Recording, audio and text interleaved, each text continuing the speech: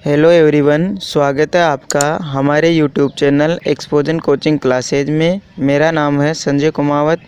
आज हम लेकर आए हैं बायोमोलिक्यूल का लेक्चर नंबर 2। अगर आपने इस सीरीज़ का लेक्चर नंबर 1 नहीं देखा है तो हमारे यूट्यूब चैनल पर जाइए, वहां आपको एक प्लेलिस्ट मिलेगी और उसमें लेक्चर नंबर 1 मिल जाएगा। तो चलिए शुरू करते हैं। आज हम समविभव बिंदु व पीएच से संबंधित कंसेप्ट का अध्ययन करेंगे। तो चलिए शुरू करते हैं। यहाँ पर 3 यौगिक है, जिसमें बीच वाला यौगिक हमने पढ़ा है कि ये ज्विटर आयन होता है। ज्विटर आयन की लिए पीएच और पीआई का मान बराबर होता है, अतः इस पर नेट चार्ज 0 होगा।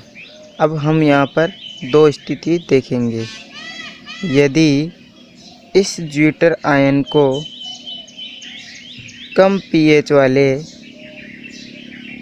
वातावरण में रख दे, अर्थात अम्लीय वातावरण में रख दे, तो क्या प्रभाव पड़ेगा।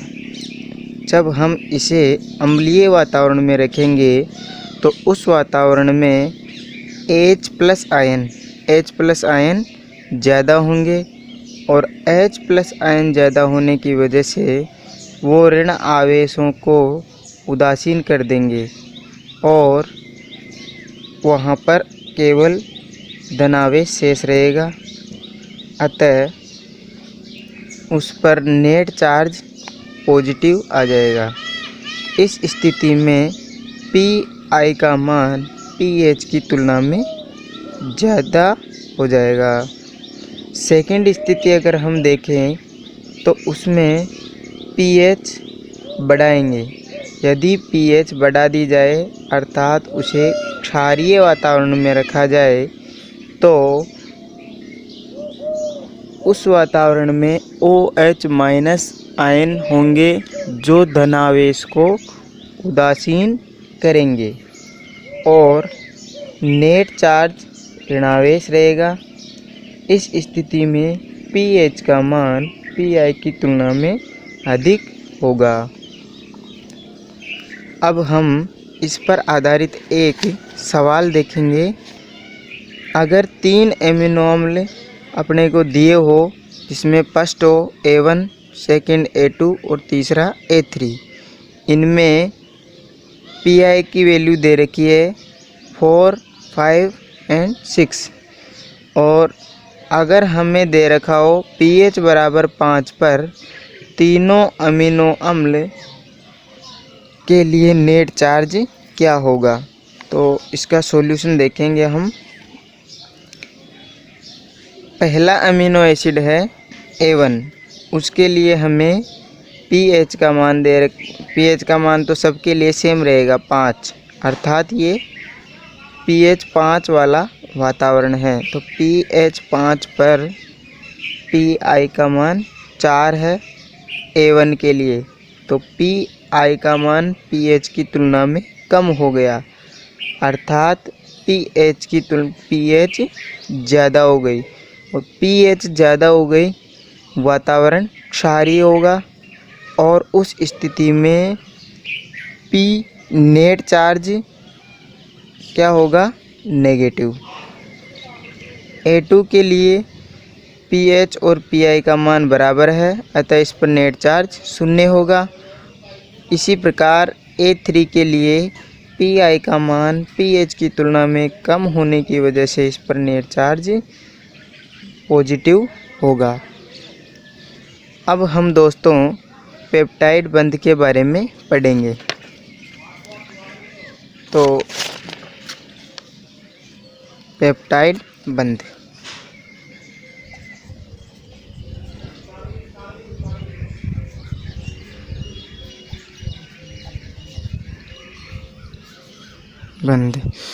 दो एमिनो अम्लों के मध्य निर्जलीकरण से बनने वाला सहसंयोजक बंध पेप्टाइड बंध कहलाता है। मान लीजिए एक एमिनो एसिड है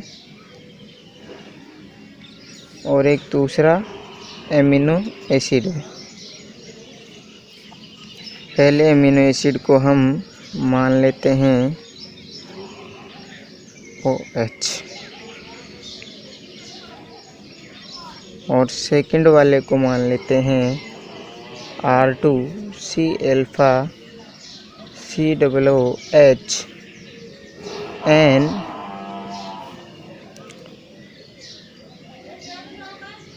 H। ये दोनों हाइड्रोजनों को रख देंगे, अलग कर देंगे और दोनों से जल का अणु बाहर निकालेंगे।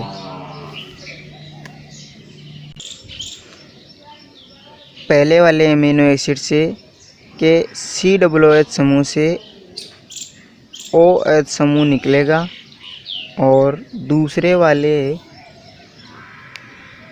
एमिनो एसिड के NH2 समूह से एक हाइड्रोजन निकलेगा और यहाँ पर निर्जलीकरण से इन दोनों एमिनो एसिड के बीच एक बंध का निर्माण होगा जिसे हम पेप्टाइड बंध कहते हैं। तो इसकी संरचना हो जाएगी RC अल्फा NH2C। ये ऑक्सीजन ऊपर डबल बॉन्ड लगा के लिख देते हैं और ये बीच में आ गया बॉन्ड C अल्फा COOH। यहाँ पे हाइड्रोजन आएगा R2। तो इस तरीके से जो मैं डॉटेड लाइन से प्रदर्शित कर रहा हूँ ये पेप्टाइड बंध को बताता है। दोस्तों यहाँ पर जो हम पेप्टाइड बंध देख रहे हैं C double bond O NH, इसमें ये ऑक्सीजन ऊपर की तरफ है और हाइड्रोजन नीचे की तरफ है। इसको ट्रांस स्थिति बोलते हैं। अतः हम पेप्टाइड बंध की प्रॉपर्टी में देखेंगे सबसे पहले तो कि ये है पेप्टाइड बंध। सबसे पहली इसकी प्रॉपर्टी होगी ये सहसंयोजी प्रकृति का होता है। सहसंयोजी प्रकृति का होता है। सेकंड नंबर पे देखेंगे कि इसका निर्माण किससे होता है? निर्जलीकरण से होता है। तो इसका निर्माण निर्जलीकरण से होता है।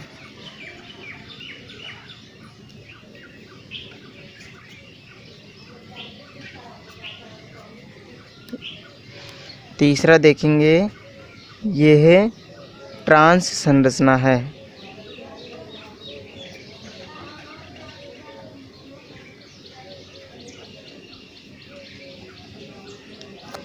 दोस्तों सबसे महत्वपूर्ण बात एग्जाम में पूछी गई है कि पेप्टाइड बंध सहसंयोजी प्रकृति के अलावा या पेप्टाइड बंध को और किस नाम से जानते हैं? तो इसे एमाइड बंध भी कहते हैं। एमाइड बंध इसलिए हुआ, आपने केमिस्ट्री में देखा होगा कि एमाइड होता है CONH2 एमाइड होता है। इसमें एक हाइड्रोजन निकल के ये दूसरा समूह जुड़ गया इससे, तो ये एक तरीके से एमाइड हो गया।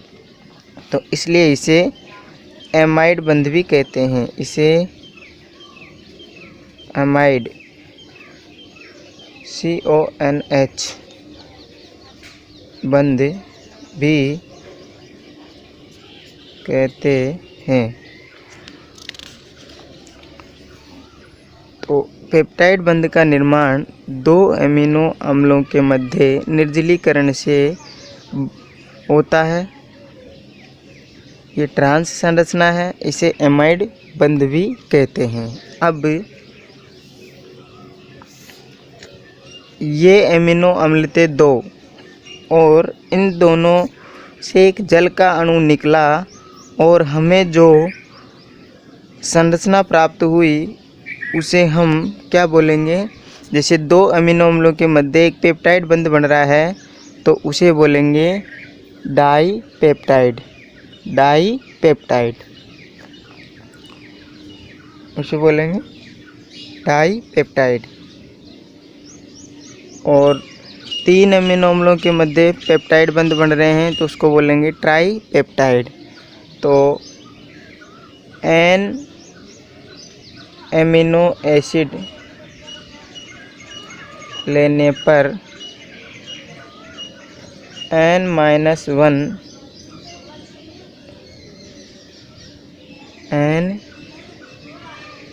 एमिनो एसिड लेने पर N-1 पेप्टाइड बंध बनेंगे।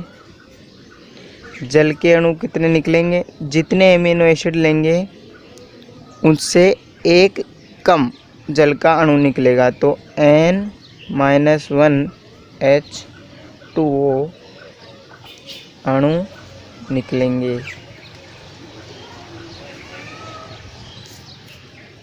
अतः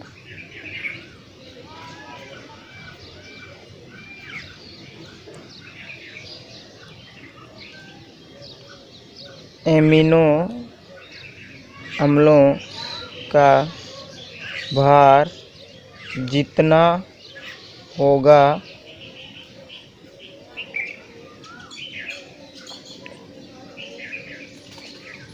पॉलीपेप्टाइड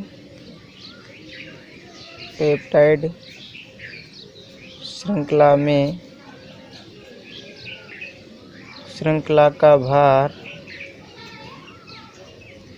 उनके योग से कम प्राप्त होगा। और कितना कम प्राप्त होगा, जितने जल के अणु बाहर निकलेंगे उतना कम हो जाएगा। जैसे अपन ने नीचे देखेंगे उदाहरण के रूप में। और दोस्तों अपन इनके भार को डाल्टन के रूप में प्रदर्शित करते हैं, डाल्टन के रूप में। तो क्वेश्चन देखेंगे हम।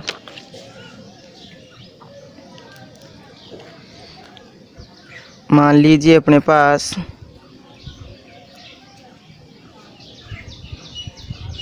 3 एमिनो एसिड है।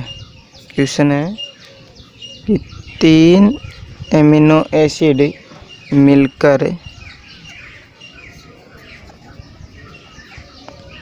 ट्राईपेप्टाइड बनाते हैं एवं प्रत्येक का भार 150 डाल्टन है।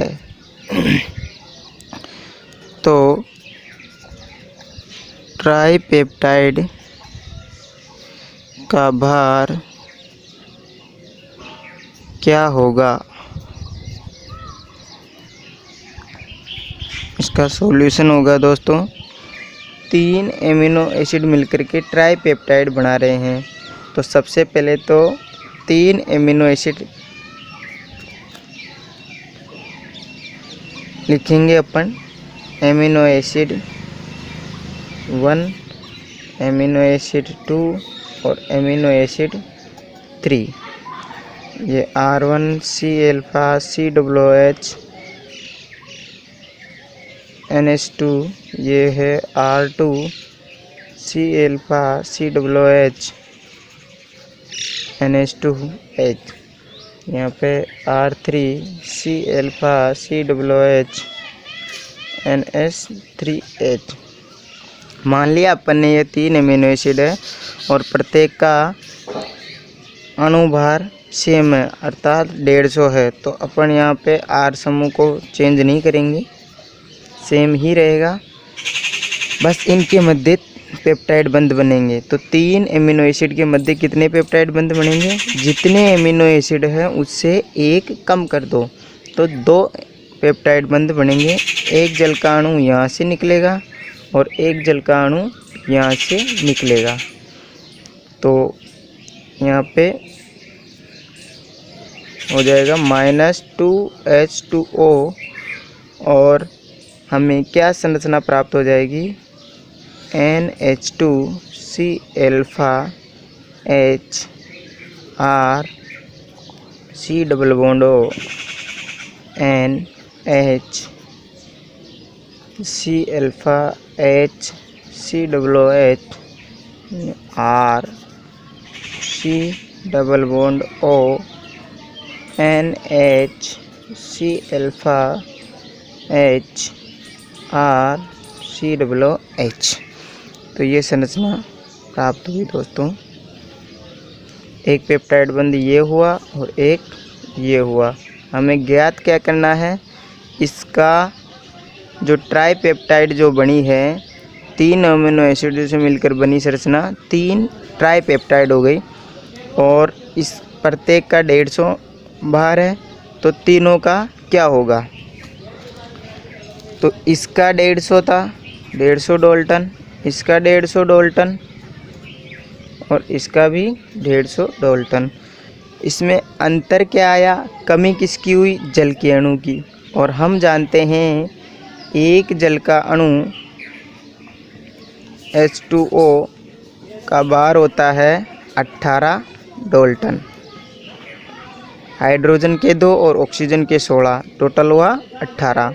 तो 2 जल के अणु बाहर निकलेंगे तो कितने की कमी आ जाएगी, 36 की कमी आ जाएगी। तो दोस्तों इसका भार क्या हो जाएगा, पहले तो 3 एमिनो एसिड है तो 150 को 3 से गुणा करेंगे। कितने जल के अणु बाहर निकल रहे हैं, 2, एक का कितना होता है 18। तो हमें कितने मिला, 450 - 36 अर्थात 434 डाल्टन। तो इस तरीके से अपन किसी भी एमिनो एसिड के मध्य पेप्टाइड बंध बनने से जो संरचना मिलेगी उसका भार ज्ञात कर सकते हैं। अब हम दोस्तों अगले वाले लेक्चर में एमिनो अम्लों का वर्गीकरण पढ़ेंगे। आज अपन ने पेप्टाइड बंध के बारे में पढ़ा और पीएच व पीआई के मध्य एक कंसेप्ट था जिसके बारे में जाना। तो दोस्तों ये था लेक्चर नंबर 2। अगर आपको वीडियो अच्छा लगे तो लाइक करें, चैनल पर नए हो तो सब्सक्राइब करें। और अगर आपका कोई फ्रेंड है जो अपनी बोर्ड की तैयारी कंटिन्यू रखना चाहता है, नीट की तैयारी करना चाहता है, तो वीडियो को लाइक करें, शेयर करें। मिलते हैं आपसे अगले लेक्चर में, तब तक के लिए बाय बाय, टेक केयर।